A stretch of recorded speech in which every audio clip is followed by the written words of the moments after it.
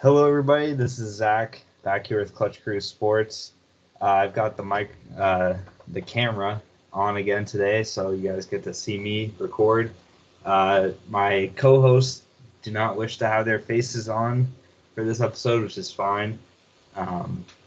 We've got a lot of stuff on the screen here, so it'd be hard to fit all the faces on. But There's one. Very briefly.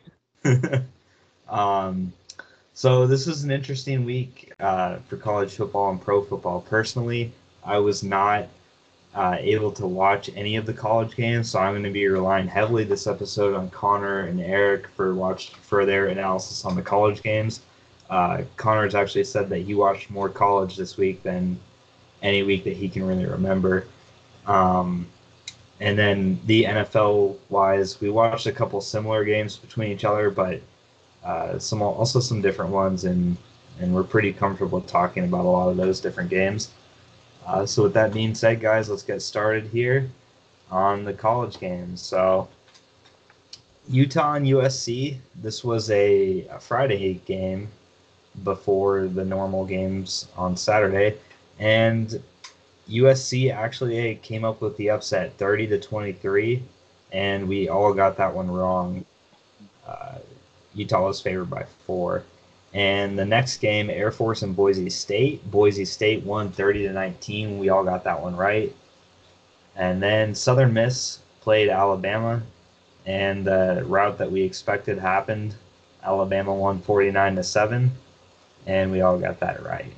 And then another route that we expected, although I didn't expect it to be 66-38 was the final score. LSU beat Vanderbilt. I didn't expect LSU to score that much, but I also didn't expect them to give up that much. But nonetheless, we all got that one right.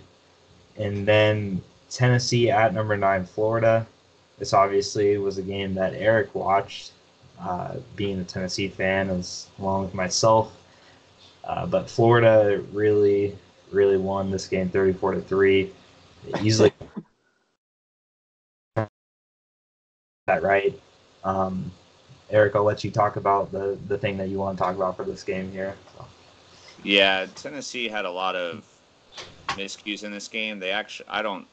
Even if they'd been able to take advantage of some of the opportunities they had, I still don't think they would have won this game, but it could have at least been a lot better than 34-3. They actually forced like 3 or 4 turnovers, but then it seemed like every time they got a turnover, they turned the ball right back over to Florida. So it was a really hard game to watch. But one thing I wanted to mention about this game, though, was in the last episode, I had a bit of a rant about the targeting rule and how I felt about it and everything. But there were a couple of games this week where I saw some targeting calls, and I felt like this time the refs got it right, whereas in the Kentucky-Florida game last week, I ranted about a targeting call both on a Florida player and on a Kentucky player. But in the Tennessee game, there was a targeting call initially made on a Vols player that really didn't look like targeting to me, and I was about ready to start ranting about it again. But when they reviewed it, they determined that it wasn't, and they reversed it, and so they changed it from targeting and to no penalty, and the player got to stay in the game. And I mean, I don't watch a ton of college football, but that was probably the first time I can remember where a targeting call actually got reversed. And so I liked that they used the opportunity to review it. And we're not going to put the clip up of anything and like analyze it all like we did last time, but I liked that. And then transitioning into the next game, which is the Michigan-Wisconsin game, while I did not actually really watch much of this game, there was a play I saw where a Wisconsin player just destroyed Michigan's quarterback as he was running. And I don't remember if his helmet got knocked off or not, but I mean, it was a really hard hit to the head, and you could tell the Michigan player was concussed, and that was one where, and then the refs called targeting, reviewed it. It was clearly obvious, and the Wisconsin player got ejected. So from what I saw with the targeting calls this week, I felt like in both of those two games that the refs were really spot on with it, and so that made me feel a lot better about the rule as opposed to how I felt about it last week. So no ranting on the targeting rule for me this week. That's good. Maybe you and we're like, we got to step up our game on these targeting calls now that Eric's ranting about them. Maybe one of those 21 YouTube views last episode I was in was a college football referee. Word's getting out there. Yeah. No, I try, because I actually was a referee in high school for a couple of years, and Nate was too. He's not on this episode, but he was a referee too, and I don't think we ever ref together in the same game, but he knows the experience of being a ref like I do, and it's hard. It's hard to when you make these calls, it's not always an obvious call, and making a no call is just as much pressure as making a call. So that was just like little kids in flag football, and this is like grown up men playing football. Like there were a couple times where we refed where I was like a sophomore in high school, and we were reffing like seniors and stuff. They were bigger than us, and we were reffing people actually bigger than us, but that was rare. It was mainly younger kids, and it was still kind of hard to referee. You got to really be on your game, and it's really something that takes skill and practice and stuff. So I always try and be more considerate to refs than I think most people are. Most people are easy to bash them and stuff, but they really don't go whenever they get something right. Like whenever they make a call and it was like so close, but they got it right. People never really appreciate that. They only tend to look at when they get something glaringly wrong. So that's why last week I was kind of trying to defend referees. Maybe there's a couple bad apples, but for the most part, they're doing the best they can. But so that's my stance on that. So I definitely have a lot more respect for refs from being one myself. But anyways, the next game here, number 11 Michigan at number 13 Wisconsin. Wisconsin ended up winning 35-14. They gave up their first points of the season, but it wasn't even until like the third quarter, I believe. So they had like a 2.5 game streak going there. But Connor was the only one that got this one wrong, and this was pretty significant for college football playoff. Who's in, who's out, and this really solidifies Wisconsin as a contender, I think, and it pushes Michigan back and takes them kind of out of the picture. And well, they're certainly not out of it yet. Yeah, Connor, I know you want to talk about this one.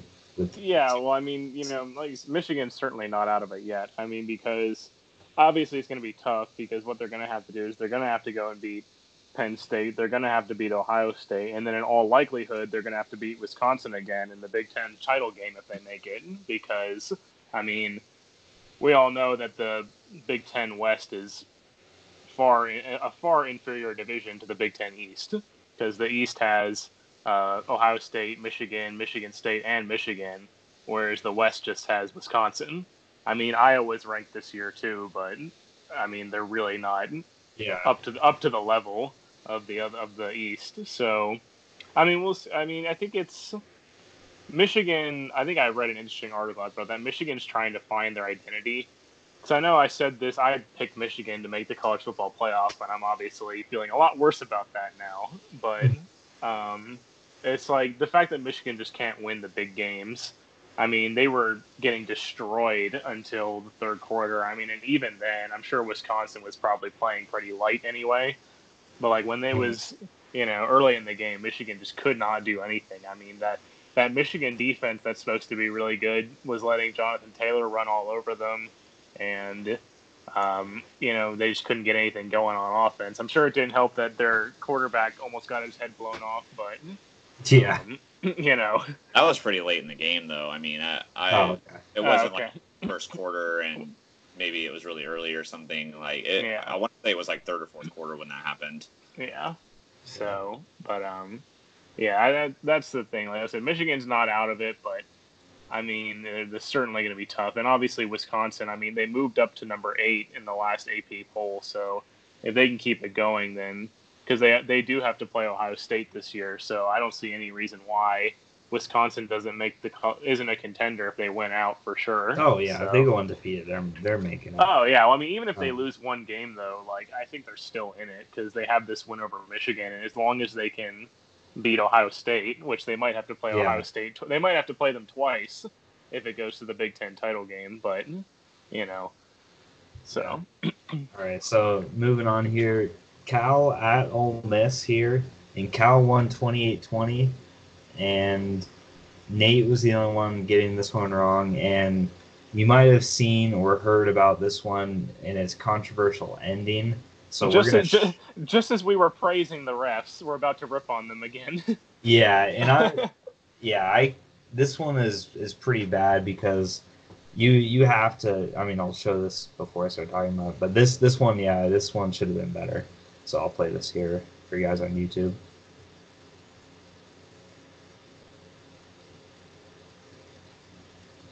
All right, so if you look at the clock here, that's the big thing. It's running now. There's no timeouts to be used. 4th and goal, and just kind of a busted play. Nobody knows really what to do. This guy thinks he's got the ball. He's going down for a touchdown. Ole Miss is in shock. And really, I wish there was let me slow it down a little bit. Maybe that'll make it better. But I wish I could see an angle from where this ref is looking, because he has a perfect view of where it is. And maybe this is one where maybe they got it right, but still, even if you're confident that you got it right, with the stakes with the game literally on the line here, it's not like this was like the third quarter or anything like that. Like this is game winning right here, game winning, game losing for either team. And I think Ole Miss, has a right to complain about not getting a review call. I'll pause up, start up the video here. So I mean, it's really hard to tell. Well, I think another interesting thing to note, though, about that official is that you mentioned he has the perfect view, but if you watch the clip, the ball's on the other side.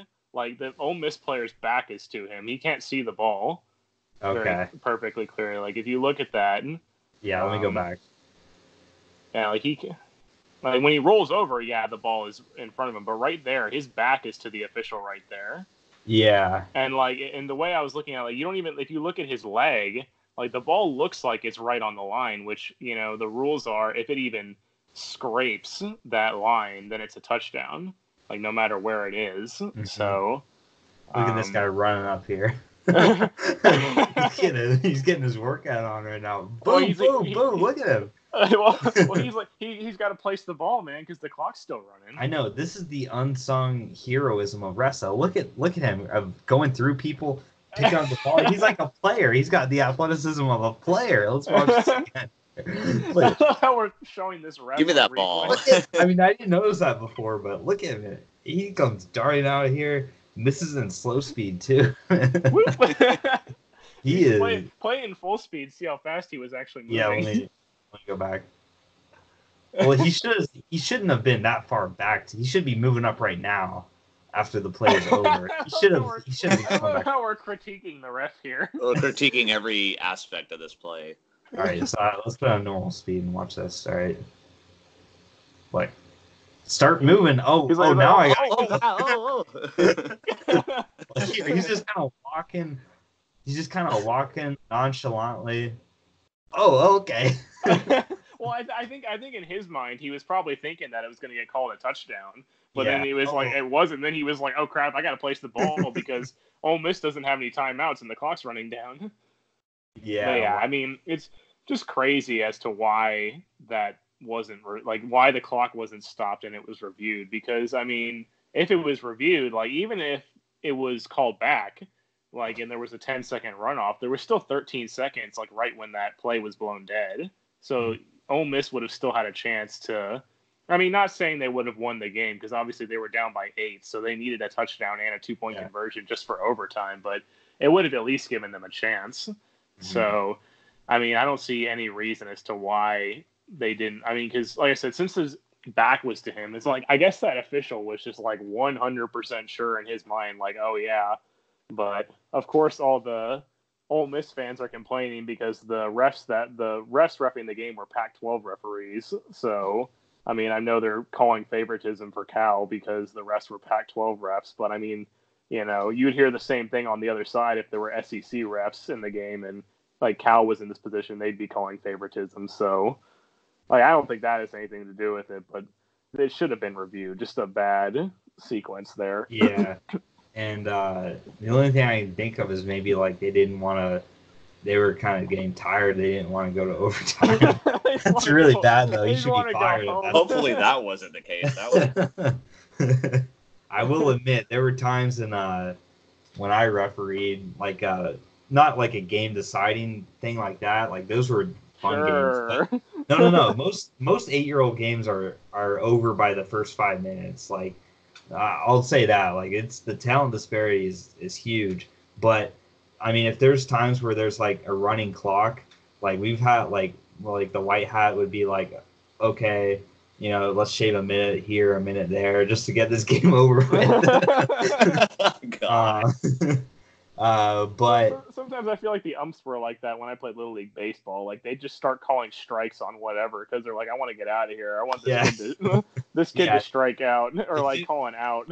If it was actually a close game, then like then we take it much more seriously. We wouldn't do that. But if it's a blowout game, you know, we'll shave a minute here or there. Like, well, actually, real quick story. I remember when I was still playing, youth football. This is when I was 12, and I was on a team where we had already like won the game up to this point. But like my whole time when I played football, I'm losing my voice. When I played football, I was a defensive player.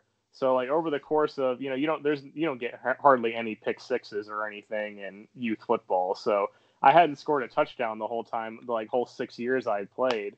So like we were already up big in that game. So we were down by the goal line and I went in and did like a quarterback sweep and like went and got a touchdown. I was happy because like, first touchdown I ever scored. And it was like it was my last season playing too. So that's why they did that. But I remember after the game, the refs like came up to my dad, who was the head coach, and they were like, "Yeah, like in that situation, like you need to be kneeing the ball. Like you can't be trying to like run up the score like that." And they got all pissed because we like went for that touchdown and we didn't kneel it instead. Wow.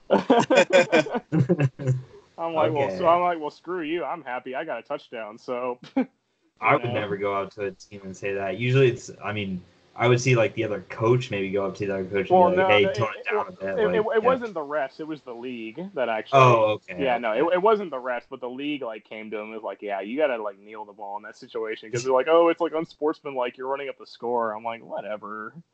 Yeah. All right. Well, at least you got your touchdown. Well, funny enough, I got a second one too when it was a QB sneak and I fumbled the snap and like my dad being the head coach had like a heart attack, but it thankfully fell at my feet and I was able to pick it up and dive in. Wow, that's pretty dramatic. Yeah, I was like, thankfully I didn't panic. Like I panicked for a second because oh crap, I like fumbled the snap on the goal line, but like I said it fell right at my feet, so I was able to pick it up and dive in. Interesting. All right, we're learning stuff new about each other every day. Miami of Ohio in the next game against Ohio State, 76-5 win for Ohio State. They clearly were the better team, and we all got that right. Interesting fact: Miami of Ohio was up 5-0 in that game, and then Ohio State scored 76 unanswered. Wow. So they had hope for at one point, but okay. Number 8 Auburn at 17 Texas A&M. Auburn won 28-20, and I was the only one who got that wrong. And I really did get it wrong because I thought Texas A&M was gonna really shut down Auburn offensively. I thought it'd be too much for a freshman quarterback, but it clearly wasn't. So Yeah, I mean, Auburn pretty much controlled that game. I mean, like the score, it's like an 8-point score, but Texas A&M really wasn't in that game at all. I mean, I was like, I didn't watch a whole lot of it, but I was keeping track of it, and I was like, yeah, like Auburn is destroying them right now. Texas A&M can't get anything going, and like their kicker, Texas A&M's kicker missed a field goal too, like early in the game, and just kind of set everything in motion to Texas A&M's downfall in that game. There was also an interesting stat though that came up that that Auburn's won like 3 or 4 straight games at Kyle Field. Well, I didn't even know that, but Auburn's like 4-0 against Texas A&M on the road, like since Texas A&M goes to the SEC. Weird. They're like 4-0 or 3-1 at Kyle Field. That's bizarre. But the next game here, number 15 UCF at Pitt, and this was another big upset. Pitt won 35-34, and I was the only one getting this one wrong. And we're gonna show you guys the game-winning play here. Nate picked against his team. I know. Well, on the spread, I'm sure. I'll give him that. I'm sure he picked against the spread, but. Yeah. So, look at this. The quarterback. It's the Philly special. Yeah, I immediately thought that when I saw this. I'm like, holy crap, Pitt is like running the Philly special. Yeah, but then like after the game, they talked to the coach. And he was like, "Oh, I'm renaming it the Pitt special." So, yeah, I mean, the thing Pitt was actually UCF had to come back in that game because Pitt was actually up 21-0 at one point. And I was like, man, like I didn't, I was putting my faith in Pitt that they were going to have another scare because we were like, I don't know if they're going to like have this scare 2 weeks in a row, but then I saw they were up 21-0. I'm like, man, Pitt might be legit. Like I'm really interested to see what happens. I don't know if Pitt ends up playing Clemson this year or not because I know they're in separate divisions, but if they do end up playing Clemson at some point, like maybe if it's a Clemson-Pitt ACC championship game again, I think Pitt will put up a much bigger fight this time than they did last time. And obviously Clemson is, probably far and away better than UCF, but I don't think it's going to be like last year where everybody just completely wrote Pitt off. I think they're actually going to have somewhat of a chance. Maybe the spread will only be 16 points instead of like 25. Yeah, remember when Nathan Peterman beat Deshaun Watson at Pitt versus Clemson that time? That was crazy. But his draft stock went soaring after that. Yeah. The next game, Washington at BYU. Washington took care of business, 45-19. I was the only one who got that right. SMU at TCU, the Texas Christian schools playing each other, and SMU won by a field goal, 41-38. We all got it wrong. Number 16, Oregon at Stanford. Oregon won 21-6. We all got it right. Old Dominion at number 21, Virginia. Virginia won 28-17, and we all got that one wrong. They definitely couldn't cover the 30-point spread that they had. Old Dominion was winning for like 2.5 quarters of that game. It's pretty surprising. UNC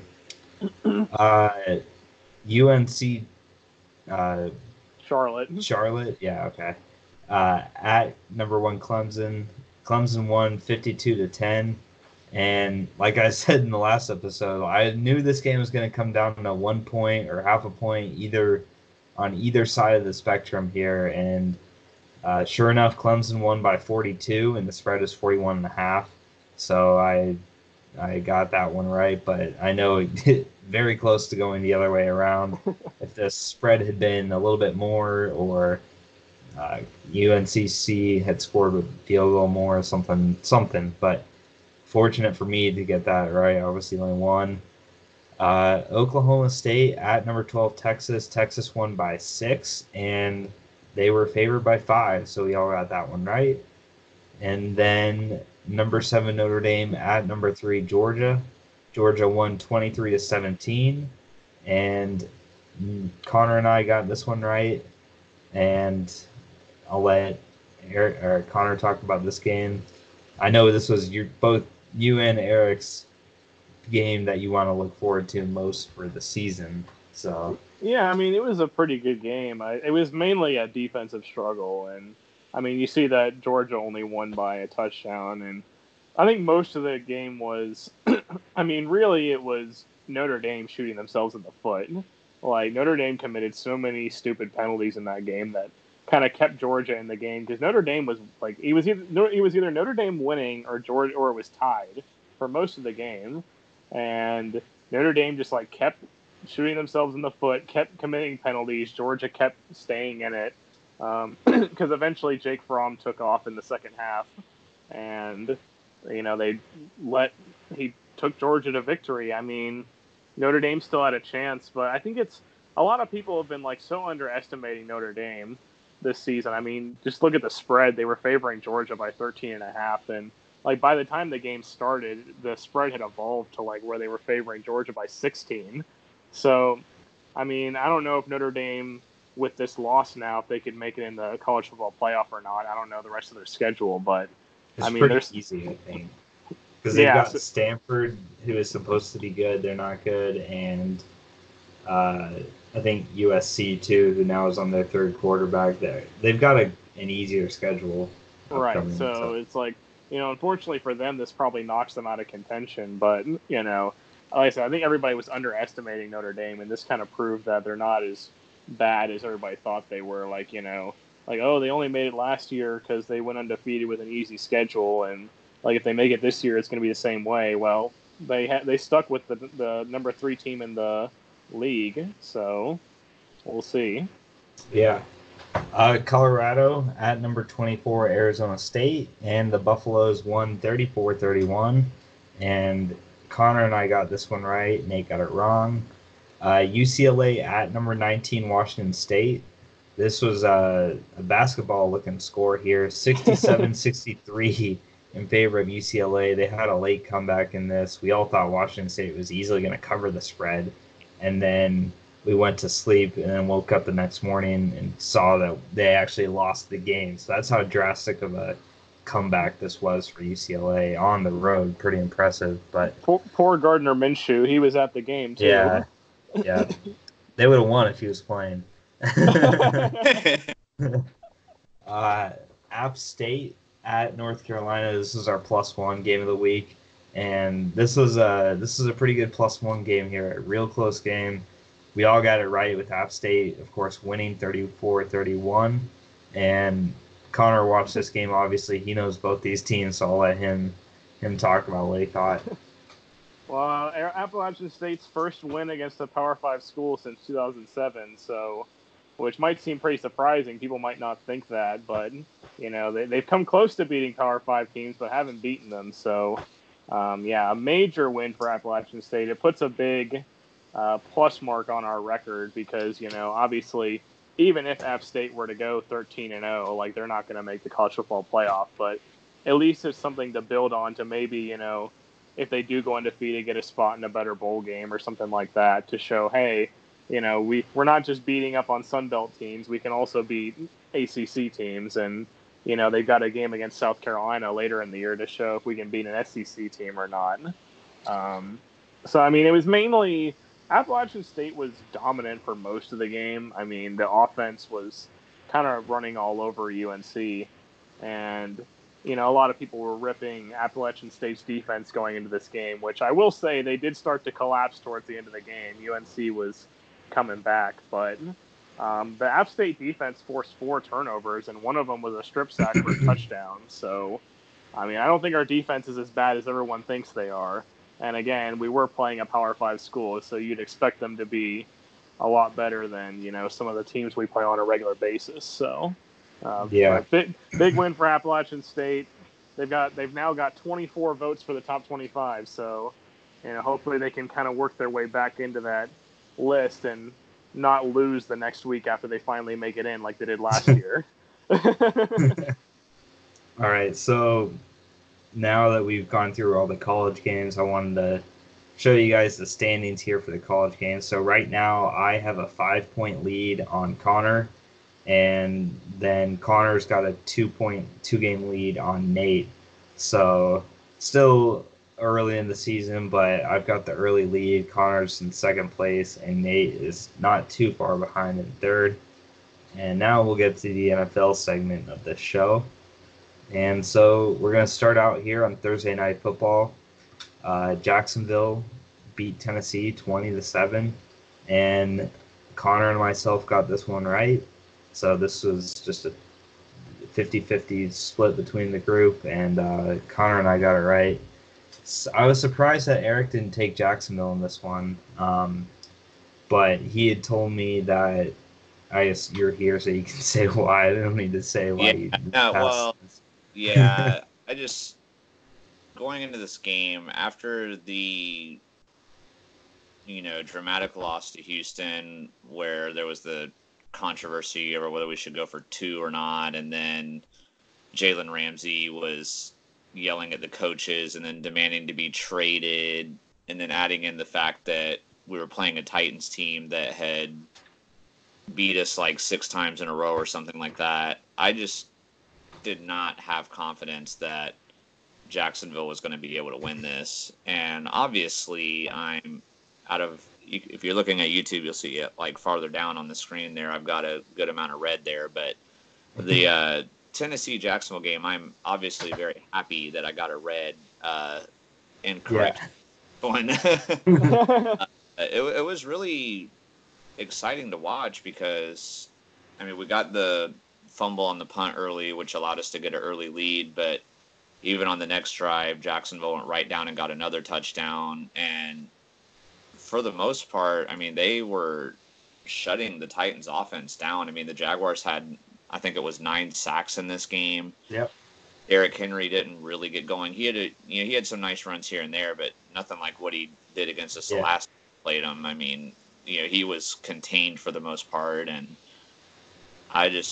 really the Jaguars could have even had a little more. I was surprised they didn't kick a field goal there at the end when they went for it on 4th down. I guess they wanted to try to just put it away and make it a 3-score game, but I defend that call. I don't see what the field goal really adds that much benefit. Like, you might as well just make it a 3-score game instead of keep it a 2-score game. But and plus, if you don't get it, Tennessee's backed on their 5-yard line. But I can like why they didn't. I mean, I personally, if I was coaching, I probably would have just kicked the field goal to go up by 6. Because then they gotta. Because then at that point, they're still going to get the ball deep in their territory off the kickoff, and then they have to get 2 touchdowns and 2 2-point conversions just to tie it, which that in itself is not very likely. But and as having Lambeau on my family fantasy league team, I would have liked the extra 3 points. But if I was there's no bias here at all. No. But I mean, honestly, when it happened, I was like, why didn't we just get the field goal? But then I was like, well, if we get it, we go up by 3 scores. So like, I wasn't like mad at it or anything, but I enjoyed watching this game. It was nice to see Jacksonville respond well after the blowout loss to Kansas City and then the tough 1-point loss to the Texans on the road. It was nice to see them turn it around and respond and get this, even though 13 may not look like a dominant victory. I mean, this overall was a pretty dominant performance by the Jaguars. So I enjoyed watching it. It was a good game for me as a Jags fan. yeah, of course. So when I was watching it, I won't talk too much, but I'll just kind of say some positives and some negatives for Tennessee and Jacksonville. So for Jacksonville, the positives, I would say Minshew was definitely a positive. He was mainly their offense. DJ Chark has really established himself as, I think, a number 1 receiver. All the drop issues he had last year are gone. I mean, he's making contested catches, Allen Robinson-esque type catches, and he's looked really good. So he's a positive. And then Calais Campbell and really the whole defensive line was performing really well. I mean, even Taven Bryan got a sack. So that just tells you how many sacks were going around. But Campbell had 3, and In the secondary, I said AJ Boye had a terrific game. At one point, the Jaguars Twitter posted a picture of like him deflecting a pass, and they put 2.1 in the caption, which is kind of people are like ooh, because Ramsey's whole thing is 2.0 whenever they show him like two. That's what they always caption 2.0. They did 2.1 for Boye, so people are like, oh my god. And then, but actually for the negatives of the team, I don't think Ramsey played good. He let up a big pass to Tajay Sharp, and he really didn't play like the best corner in the league like you would think. And then Leonard Fournette didn't have a good game at all. He had negative yards for most of the game until he broke off like a 65-yard carry or something like that. And so that's a negative. And then another negative for Jax was D.D. Westbrook. Didn't play well. He had a couple drops, including a touchdown drop that was placed perfectly by Minshew. And then for Tennessee, the negatives: offensive line. Uh, they have to do a better job in their next game than what they did in this game. When they weren't, when Mariota wasn't being sacked, they were being called for holding, which is essentially like a sack. So they got to do better. Mariota's got to do a better job of getting the ball out and avoiding some of these sacks. I'd say it's about 50-50 for the offensive line and 50% of blame on Mariota for holding on too long. And then Tennessee's defense, though, responded nicely after Jacksonville scored those quick 14 points. They really held the Jags in check on the scoreboard. I mean, there were some scoring opportunities that the Jags missed on, but the defense responded nicely, and Jacksonville had to punt quite a bit. Um, so, Tennessee dominated time of possession thanks to their defense, but the offense really scored low marks in my mind. And then moving on to the next game here, Cincinnati at Buffalo. Buffalo won 21-17. We all got that one right. And then Miami at Dallas. Dallas won 31-6. We all got that right. And three of us, excluding Nate, had them for survival. Nate actually had Tennessee for survival, so he lost that one. But Eric, you watched a good portion of this game. So you want to talk about how this was like a tale of two halves? Yeah, it really was. I mean, watching this game, I honestly expected to just be really bored because I figured Dallas was just going to slaughter them. And if you look at the score, that's what you would think would happen. But in the first half, like from the very beginning, Miami's first drive, they went down and missed a field goal. So they could have had a 3-0 lead early in the game, but they missed the field goal. And then I think it was 7-3 Dallas. Miami kicked a field goal, and then they did an onside kick and recovered it, which would have been amazing. But then they were offsides on the kickoff, so the onside kick didn't count. And then they also had a drop in the end zone, like right before halftime, and on that same drive, when they didn't get the touchdown, like it was like one or two plays later, Kenyon Drake fumbled, so they once again like missed out on points there. I mean, this game at halftime was only 10-6. Dallas was not really playing that well outside of a touchdown drive on their first drive of the game. Offensively, Dallas wasn't really doing anything, and Miami had a lot of opportunities to get a lead, but in the second half, I don't know if Miami was just frustrated because of all the miscues in the first half or what happened, but they just fell apart both offensively and defensively. Like it just seemed like they couldn't even get a first down. The Cowboys were getting a lot of, they got 3 touchdowns in the second half. It was a completely different half. But if there's one thing I've noticed about Dallas since I've watched all 3 of their first games, and if I'm a team playing them in the future, obviously this is something you really want to do anyway, but like my goal would be to try to get off to as fast a start as possible against them, because for whatever reason, Dallas in the first quarters of their games have seemed to struggle a little bit, but then as the game goes on, that's when they pick up and get better.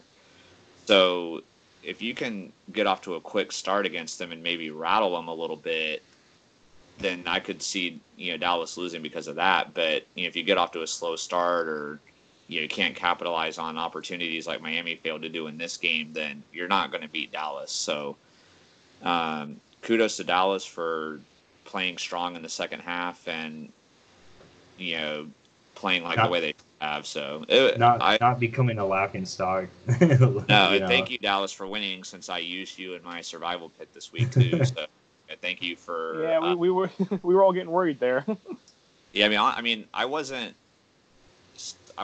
like super nervous at halftime, but at the same time, I'm like, man, like Miami's played decently in this game. Like if they just capitalized on these opportunities, like they might actually be ahead. Like it was getting a little concerning for sure. But then Dallas came out in the first drive of the second half for a touchdown, and then it just seemed like Bills fell off from Miami after that. Then that was when the nervousness went down. So it went back to this is Miami, so I'm not nervous anymore.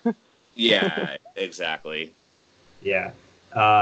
So it sounds like Dallas kind of plays like me in 2K, where you get better as the game goes along. That's what I was thinking when he said that.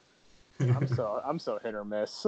Mine is like a terrible first quarter. That's always me. I have a terrible first quarter. Well, that's like me too, man. I'm with you're more, but then like I'm not like you, where like I'll have a terrible first quarter, like I won't have a terrible first half, and then like come back in the second. Yeah. I'm usually just like the first quarter I play really terribly, and then I'll usually have like a pretty decent second quarter.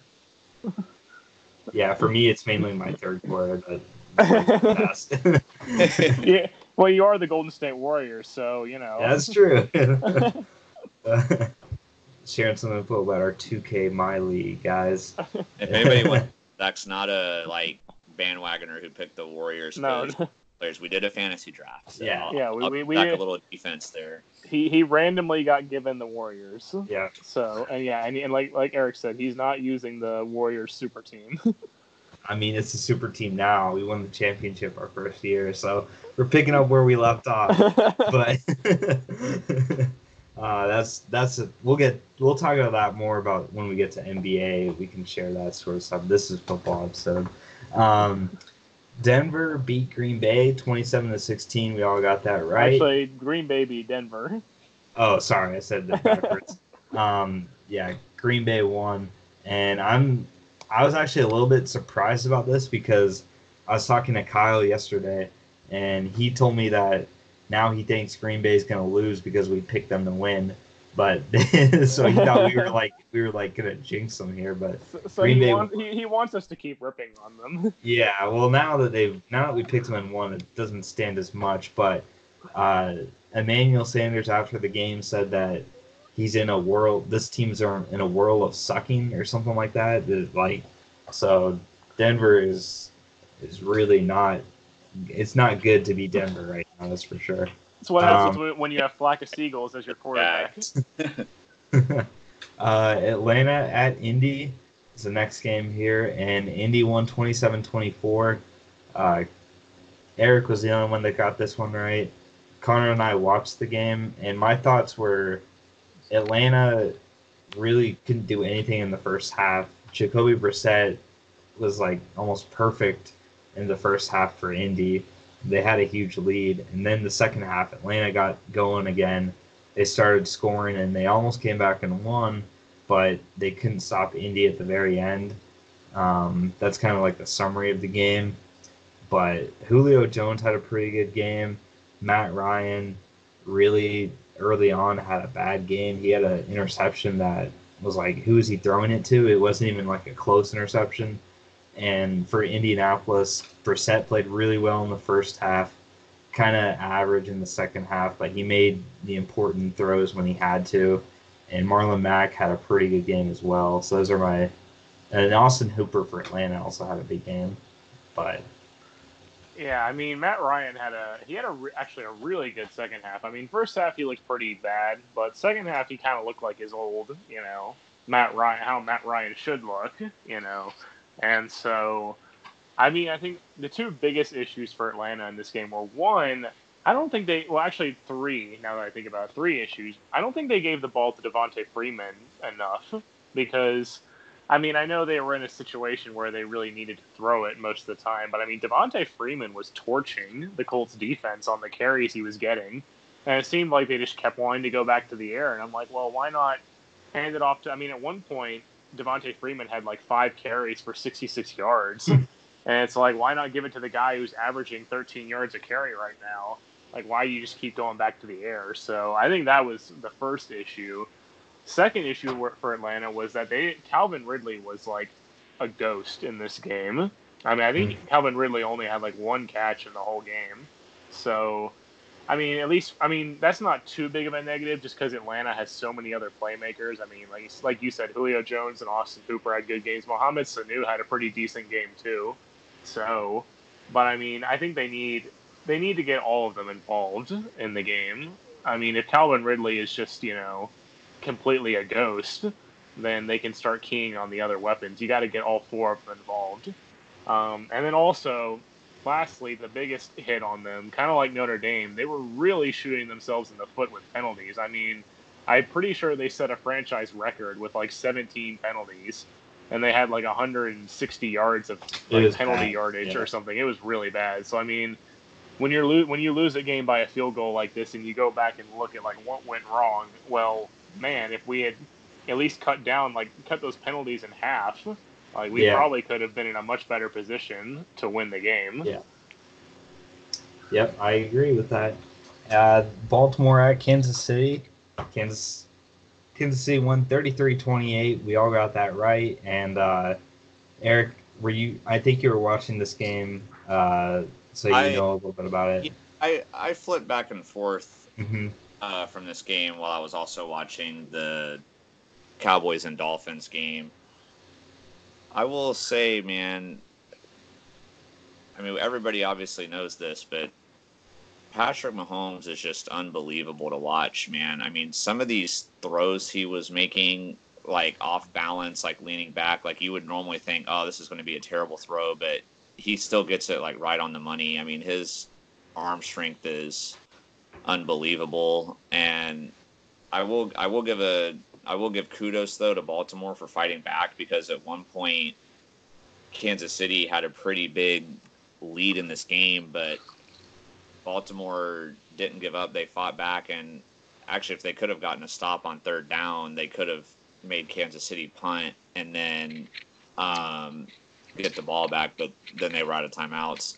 There was one point, and I wish I could remember exactly what the score was when it happened, but Baltimore scored a touchdown and went for 2 when they. This is the first touchdown. There was another one.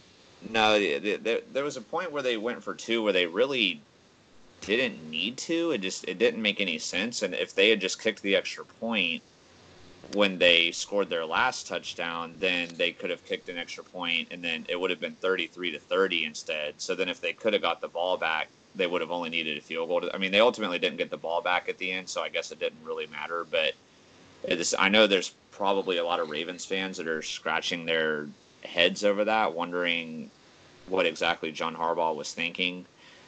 And I noticed too, I know Kansas City's offense is amazing, but there were a couple times where Baltimore went for it on 4th down, like not even like past midfield, and it was kind of early in the game, and they were 4th and short, so it wasn't like they were going for it on a ridiculous distance. But with it being so early in the game, I don't know if that might have hurt them too, because one I saw where they got it, but then just a few plays later they had 4th down again, and then they didn't get it, and that gave Kansas City the ball at like midfield. And I don't remember exactly what happened after that because I wasn't watching this whole game in its entirety all the way through, but I'm wondering if Baltimore was almost a little too aggressive trying to outscore Kansas City, knowing they weren't going to be able to fully contain them. But it'll be interesting though to see if these 2 teams end up meeting in the playoffs. Like, it'll be a game that I would definitely watch. It'd be an exciting rematch. So. All right. Well, especially a head scratcher with the, like, you mentioned that there was the 2-point conversion. Like, I know when you were talking about it was later in the game, but there was also the very first touchdown that they got, and they went for 2. And it's like, why would you, like, if you, like, I know you're trying to outscore them, but like, if you don't get it, you just keep putting yourself in a hole. And I mean, and it's not like, the Ravens are one of those teams that have kicking problems. I mean, they got Justin Tucker, who's like probably the best kicker in the league right now. That's So probably what it was then, because when they had that earlier touchdown, if they had just kicked the extra point, when Kansas City scored their last touchdown, they would have had 29 and then going for the extra point to put it down by 3. But then when they got that last touchdown, they had to go for 2 because right. point only gets you Yep. down by 4. So, Yeah, yeah, it's like, I don't know why. definitely a head scratcher for sure. I mean, I can't say I'm upset. I'm happy. I'm happy whenever the Ravens lose. So. Yeah, you're a Steelers fan, true. All right, so the next game here. 0-4 are for the AFC North this week. Oof. Oakland at Minnesota was the next game. Minnesota won 34-14. Kind of a boring win from what I saw people say on Twitter, how it was just kind of like an easy win for Minnesota. They didn't really have to do much. It wasn't like flashy or anything like that. Oakland's in panic mode now. They've lost 2 games. And then the next one, the Jets at New England. We all expected this to be pretty lopsided. New England won 30-14. And then Detroit at Philly. Connor was the only one getting. Are still undefeated. They beat Philly 27-24. Carolina at Arizona. Carolina won 38-20, and I was the only one getting this one right. And then the Giants at Tampa Bay. Giants won 32-31, and nobody got it right. This was Daniel Jones' first start, and I watched this game, so I know I followed it. It was a really good game to watch. Tampa was pouring it on early, especially Mike Evans. I mean, you could tell that Jameis Winston was just targeting Mike Evans on every play. Janoris Jenkins did such a bad job that he let up the most yards of any defensive player to a single receiver in the past like 17 or 18 years. So he had like a historically bad performance on Mike Evans today. So Mike Evans had almost 200 yards and 3 touchdowns. And late in the game, and Jameis Winston played pretty well for most of the game. Late in the game, he threw an interception that really turned up to hurt them. And then another problem for Tampa that really cost them the game was the special teams. Rookie kicker Matt Gay, he missed an extra point early, and then he had an extra point blocked. And credit to him for that, he made 4 field goals, and a lot of them were from like 50 yards and 40 yards. So he made some really deep field goals.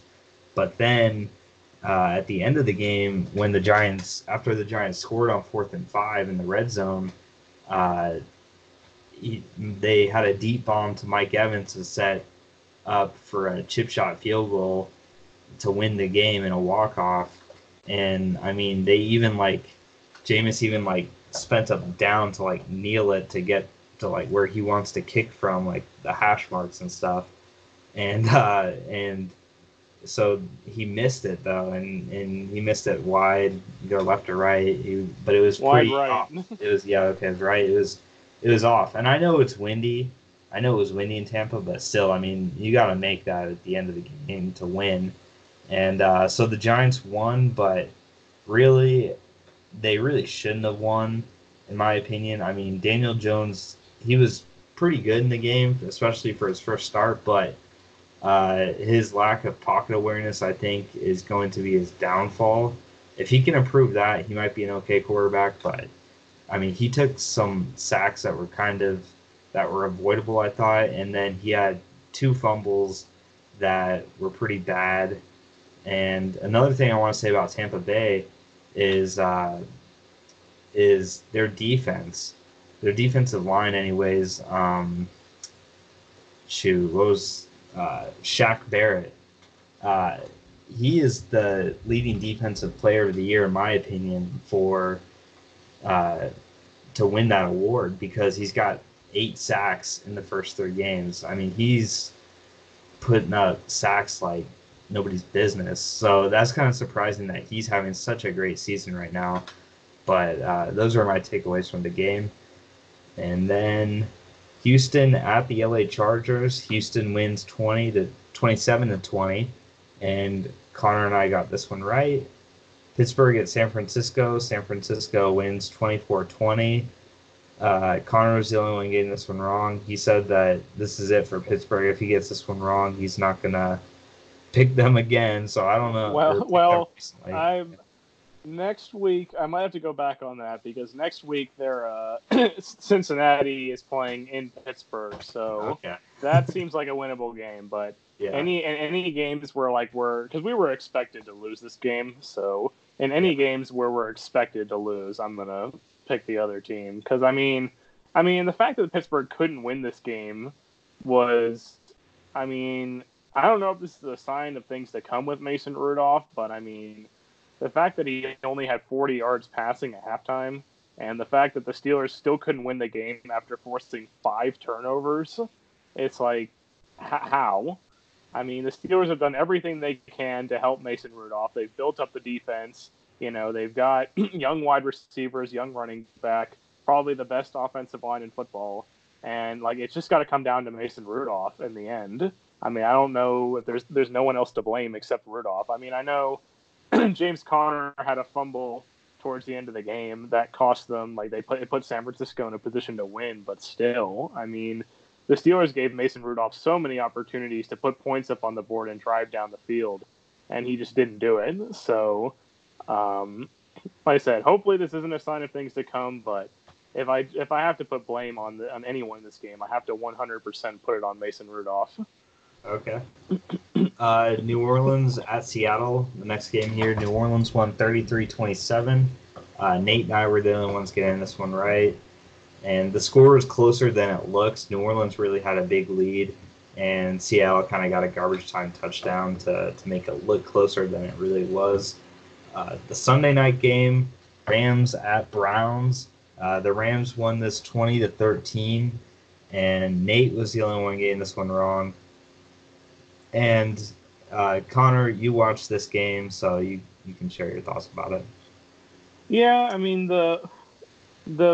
it's really the Browns. Just, we all talked about at the beginning of the year that none of us believed the hype around Cleveland, and I think this game showed it even more. Okay, now you have another opportunity to play a good team at home in front of your home crowd, and the Browns just couldn't get it done. Baker Mayfield, again, he didn't look like, the Baker Mayfield of last year, and, making some poor decisions because the Rams certainly made mistakes. Jared Goff also made some pretty bad throws, and, he threw a pick here and there, and Todd Gurley really wasn't that effective in this game, so the Cleveland defense held the Rams in check. But, Cleveland can't get it done, and at the beginning of the year, we were talking about, Cleveland's going to be, they're going to go 13-3. They're going to be like the next dynasty. Well, certainly not looking very good for them sitting at 1-2 after the first 3 weeks. And your only win coming against the New York Jets. So, yeah. So obviously Monday night tomorrow. Yeah. So we still have our Monday night to be determined, but right now here are the NFL game standings for the season. Nate and Connor are tied for first place right now. I am 1 game behind them, and Eric's 2 games behind them. And we are different on the Monday night game. So basically, it's anybody's game. Anybody can win this thing. If Chicago wins tomorrow, it will be a 3-way tie for first place. If Chicago wins tomorrow. No, Eric won't. Oh, yeah, 3-way, not 4-way, yeah. Yeah, 3-way tie for first. But I really made some ground this week. If you are watching these, I'm in the left column here. It's a lot of green. I like to see. I kind of goofed on a lot of picks last week, but I made out this week. So. Like picking Miami. Miami over New England. Yeah. If they had won that, I'd be putting that everywhere in the world. But with our final topic today, guys, we want to talk. You've been seeing this here in the corner, young quarterback expansion, so to say. So there was a lot of young quarterbacks starting this week, 24 and under specifically, and there's a couple 25 and 26-year-olds too. But for so long, it seemed like there was a lot of older quarterbacks in the league, and now it's almost half the teams are starting these rookie or first year or second year quarterbacks, and the list here isn't in any particular order. It's just kind of what I who I thought of first when I thought about youth and stuff like that. But the bolded ones are first round picks, so they're ones that are supposed to be taking their the futures of their teams.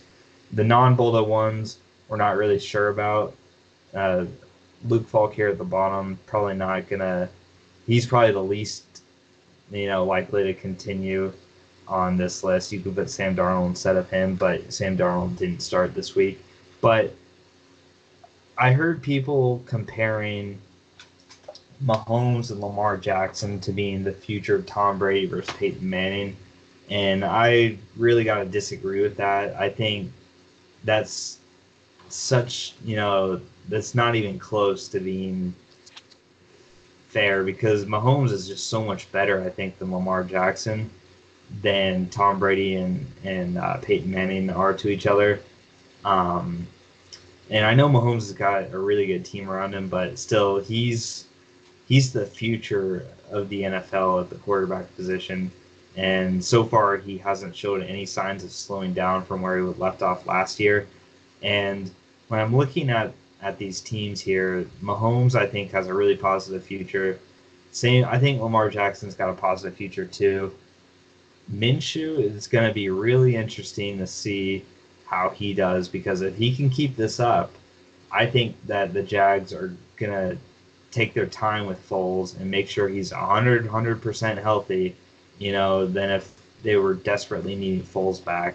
So he's an interesting one to look at, and he's, promising, I would say. Mason Rudolph didn't look very good from this game, like Connor talked about. So I don't have that much confidence in him that he'll be the future of the team. Daniel Jones is going to be the future of the Giants, but I'm still holding out. I'm still doubtful of that and everything. People get so worked up over one win, and that's why I'm not saying Minshew is like Tom Brady. Like, it's just one win you got. Rosen, I don't think he's going to be doing much. He's honestly, if I'm going to predict an early retirement, it's going to be him. And then Josh Allen, I think, is going to be a quarterback. It's going to be interesting because if Buffalo can get some better offensive pieces there, I think he can do a lot better. But, so we haven't seen this season them go up against a really quality opponent. We'll get that next week. And then Kyle Allen is going to be interesting too because if he plays as well as he did in this Arizona game, you got to think that the Panthers might trade Cam Newton or try and see what they can get for him and move on to Kyle Allen if he keeps playing this well.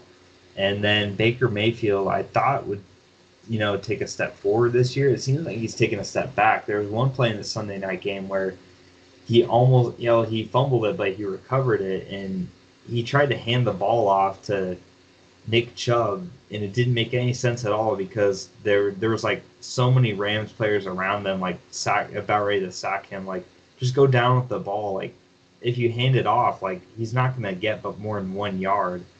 And it caused a fumble. They were lucky enough to recover it, but that looked pretty poor in my opinion. That wasn't smart.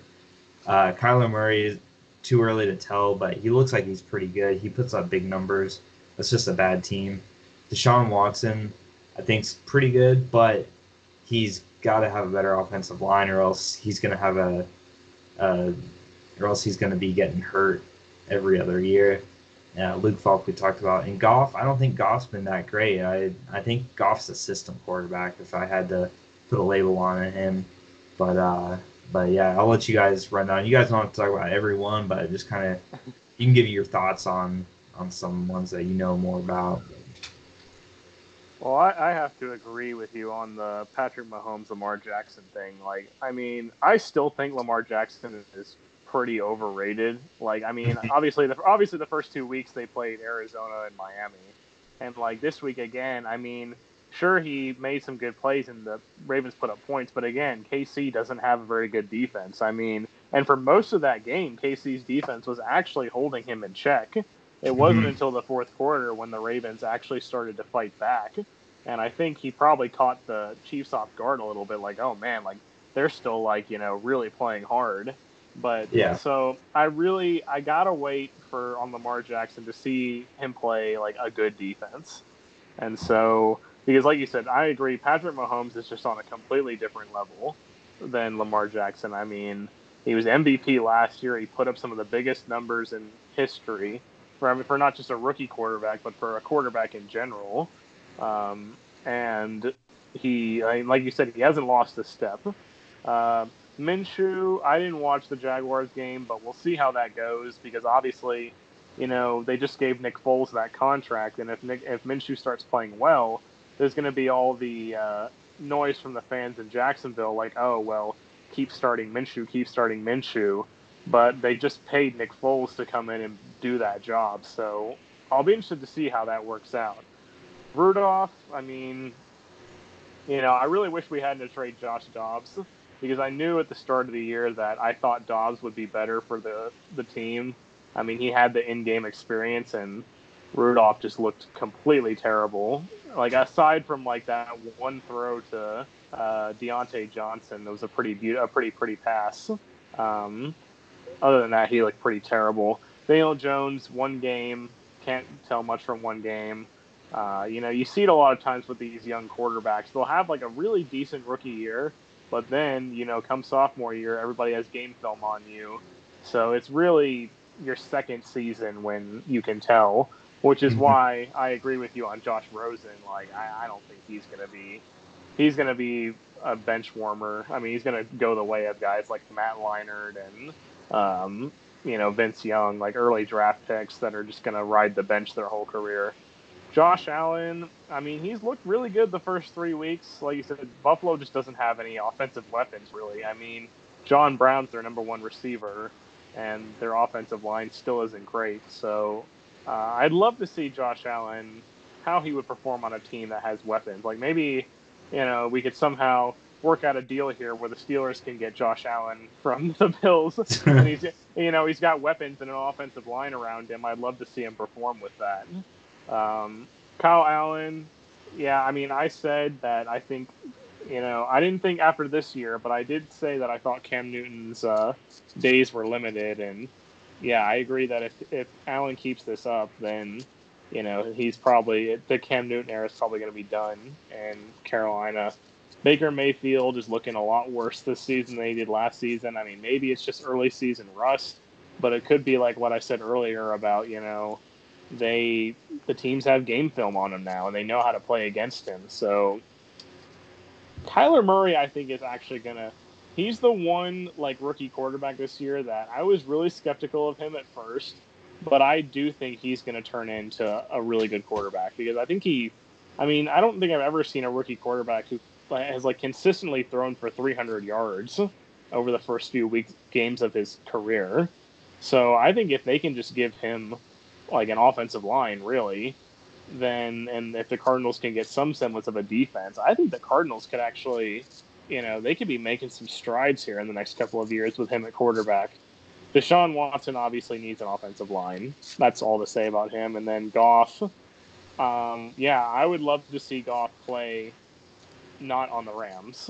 Like how would he do outside of Sean McVay's team? I mean, it's one thing I've always said about Tom Brady too. I would love to see Tom Brady like play somewhere else other than New England. Because I mean, this is getting into another topic a little bit, but just briefly, like, you see teams like Pittsburgh and Green Bay and, Indianapolis when it was Peyton Manning, when their quarterback goes down, those teams collapse. Like the Steelers are collapsing right now. The Packers collapse without Aaron Rodgers. The Colts collapse without Peyton Manning. The Patriots don't collapse when Tom Brady goes down because they've got that Bill Belichick system running around. So I would love to see Tom Brady playing for a different team, and would he have that same effect?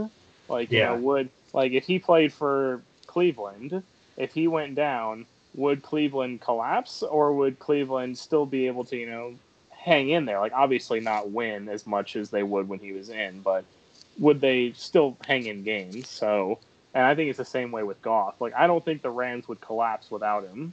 I think they still have plenty of team around him to, make it work. So we'll see where he goes.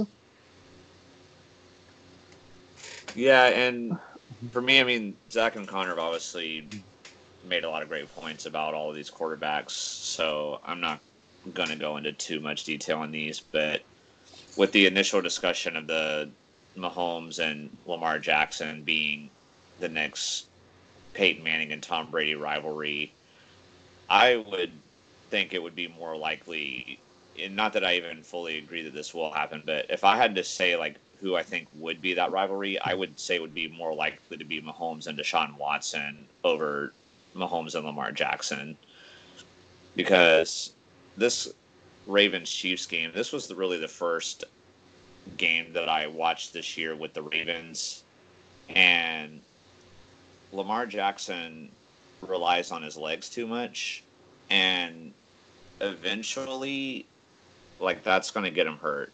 It hasn't happened yet, but when you're reliant on that, we see it happen all the time with mobile quarterbacks that when they rely on their legs and run around all the time, they're going to take big shots that they shouldn't take, and it could eventually happen. And I also, with him relying on his legs, it worries me too, because that tends to make me think that you could be missing receivers, but when the pocket starts breaking down, when your first instinct is to run like that, it's a similar thing that Mitch Trubisky's been doing with the Bears this year, and obviously they've had different results, but Lamar Jackson's still had a fairly good season so far, but I am in agreement with Connor that I do feel like he is a little bit overrated. I definitely think the Peyton Manning and Tom Brady rivalry comparison is definitely a stretch for sure. Like I said, if I had to predict who would be that rivalry, I would say it would be more likely to be Patrick Mahomes and Deshaun Watson. Deshaun Watson obviously needs a lot of help at O-line, but he's got great weapons around him like Mahomes does, and he's had plenty of times where he's lit up defenses. So, and he's done it more consistently than Lamar Jackson has so far throughout his career. So we'll see. I mean, I've got Lamar Jackson on 2 fantasy teams, so I'd like him to keep the production he's been doing. Hey, rushing yards are more valuable than passing yards. So yeah, I mean, they are. But like I said, I worry that he's going to get injured doing that. And, Cam Newton does that too. I think we've mentioned this too, but obviously Lamar Jackson's nowhere near as big as Cam Newton. But even look at the injuries like Cam Newton's finally been starting to deal with here recently. So he's not going to be able to rely on his legs forever. He's going to have to be able to be more of a pocket passer. But as for Gardner Minshew being a Jags fan, I mean, I'm really excited about him. When I saw him in preseason, though, I thought he was trash. But I think it's helped, though, that he's actually gotten to play with the first team O-line and receivers, whereas in the preseason he was primarily playing with the backup players, and he didn't get to play with the starters at all. But I think now that he's gotten to play with the starters, that's definitely helped him. And in the short time, in the 2 games that he's played in, Fournette hasn't really been able to generate anything in the run game. But so, I mean, he's been our offense in these last 2 games. So if he'll be able to keep this up or not, I don't know. But for now, I'm riding the wave. It will be interesting to see what happens when Foles comes back, because I would say if maybe Foles got hurt in like the 3rd game and he hadn't been doing well in the first 2 or 3 games at all, then he got hurt when Minshew came in, like, I would definitely stick with Minshew. But Foles only got like 2 series before he got hurt, and he did throw a nice touchdown pass. So while getting hurt. Yeah. I mean, he took a big shot on that play, but I mean, still, so it's not like Foles was garbage before he got hurt or something. So, depending on this is classic Foles, though. Right when the playoffs come around, put him in, and it'll take us on a playoff run. Hopefully, that's the hope, man. I don't know. So you're saying Minshew's going to get injured, is what you're saying at some point? I mean, that's the thing. It's going to be interesting to see, like, depending on how well Minshew's doing. If he's doing well, do you stick with him, or do you stick Foles back in since that's what you're paying him to do. The Jaguars are going to have an interesting situation. I disagree with you, Eric, about the money thing. I think at this point that doesn't matter at all. You put out who you think's the best person. You don't put someone out because you. But that's paid what him I'm saying, though. They paid him to be like the guy, and he hasn't really had a chance to prove that yet. Now, if Minshew wins like the next 8 games or something, like I would hope they stick with him. But if we're like, if we're like 5-5 or 6-4, like, and we're kind of barely winning those games that we win, what do you do? Like, do you stick with Minshew because you have won some games, or do you go back to Foles since you were expecting him to be the guy? Like they're going to have a really, I mean, like I said, unless like in these next like 8 games before Foles is able to come back, unless like Minshew goes like 8-0 or 7-1 or 1-7 and 0-8, like, it would be really obvious what to do then. But if he goes like 500 during that stretch and we're, 6-5 or something like that, it's going to be really interesting to see what they do. That's not a decision I would want to have to make. But anyway, I won't talk too much more about that. No, it's definitely fascinating though, because it is. We'll be talking about that obviously as the season goes along. But Mason Rudolph, from what Connor said, wasn't good today. I was a little surprised at that because it seemed like when Roethlisberger went down last week that he did a pretty good job filling in, but he regressed this week, so we'll see what happens there. Daniel Jones, way too early to predict.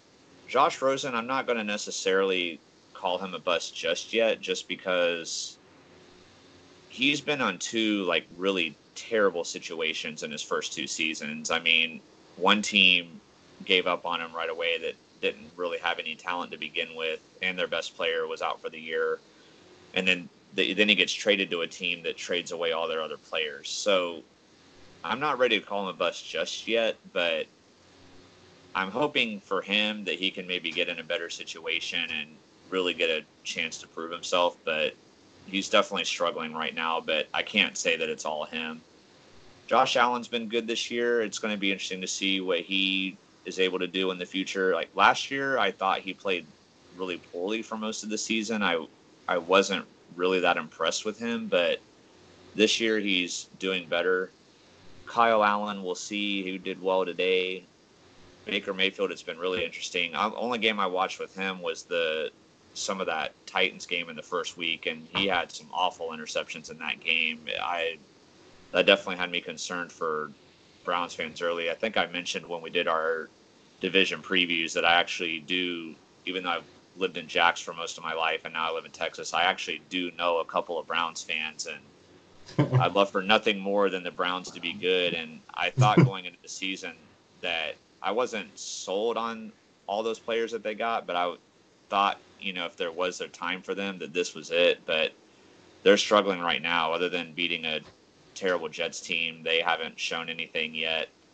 Kyler Murray, we'll see. I don't know if his 300-yard games, I know some of that has come in garbage time, but they did have a comeback almost victory against the Lions when they tied in week 1. So if he can start getting it together consistently throughout a whole, 4 quarters every game, then he's going to be fun to watch. And I already talked about Deshaun Watson with the Patrick Mahomes comparison. Obviously, if he doesn't live up to that potential rivalry that I mentioned, I'll be fine with that since I hate the Texans. And then Jared Goff, I mean, I'm in agreement with Connor. He was terrible his rookie year, and then he got Sean McVay and then started doing better. I don't know how well he would do without him, but I know if you even have a decent quarterback that you got to pay him, but that contract that he got was just insane. I mean, to be the number 1 paid quarterback, I believe that contract was the highest paid, if I remember correctly. I think in some category it was. I think it was the highest guaranteed money. Yeah. Like Russell Wilson has the highest overall contract, but Goff has like the most guaranteed money. Okay. I knew it was like highest something. I mean, I wouldn't say he's worthy of that. I feel like that was a serious overpay by the Rams, but I think a lot of these contracts have been overpays. As Zach said it is interesting that you have all these young quarterbacks who are playing right now, and not necessarily that all of them are playing great, as we've mentioned, but you've got like about half of the starting quarterbacks right now are under the age of 25. So that is pretty interesting. I hadn't even really thought about that. So that was a good topic, Zach. I enjoyed talking about this. Yeah. Well, and it's going to be interesting to see how the league transforms here, because I don't know if I've mentioned this before, but I mean, the fact that within probably 2, 3, 4 seasons, Drew Brees, Tom Brady, Philip Rivers, Ben Roethlisberger, those guys are all going to be retiring within like 2, 3, 4 seasons, and Eli Manning, even though he's already been replaced. So it's going to be interesting to see. Like, I know I talked to my dad about this, and it's like, with all these young quarterbacks that are going to be taking over, is the league, because obviously the league is so pass heavy now, but with all the struggles that a lot of these young quarterbacks have been having, is the league going to kind of transform back into more of like a run first league? Like obviously some teams are still going to go pass first because they have, like the Chiefs with Patrick Mahomes and the Texans with Deshaun Watson. But like for the teams like, the Buffalo Bills with Josh Allen, who's doing like pretty good, but still not great. Or like, like the Dolphins with someone who's got Josh Rosen, or even the Rams with Jared Goff, who's not playing great. Are these teams going to like, start evolving to more run heavy offenses, and are running backs going to start, obviously quarterbacks are getting these ridiculous contracts, but is it going to be running backs that are going to start getting these ridiculous contracts? Maybe Le'Veon Bell wasn't wrong when he wanted all that money, because maybe he saw something that the league was going to become run heavy in the future. So I don't know. We'll see when all those guys eventually retire. Yeah, it's a power shift for sure. Like all those guys you said are retiring, and now, and even this week, just totally new quarterbacks. Like Andrew Luck left a couple of weeks ago, and now there's Brissett. Teddy Bridgewater, he's a little bit older, but he hasn't played in a couple of weeks. He wasn't on this list, but yeah, it's definitely going to be fascinating to watch. Almost all these teams have a young quarterback that they want to be the replacement too, even with the older guys. But so many different combinations. If we could see like Josh Allen in Kansas City, or Jared Goff in Tennessee or something like that, it's just so interesting to see, are these guys like system quarterbacks, or are they really something more than that? But yeah, so that'll conclude this show, guys. Thank you to everybody for listening and watching on YouTube, iTunes, Anchor, anywhere you found this. And make sure to like and subscribe to those places. So we've got another prediction show that will come out on Friday. Yeah, it'll come out on Friday. So stay tuned for that, and we'll update the Monday night game, and that we might talk briefly about it. If it's a crazy game, we'll talk about it, but if it's a regular old game, we probably won't. But yeah, guys, thanks for listening. Bye. Peace.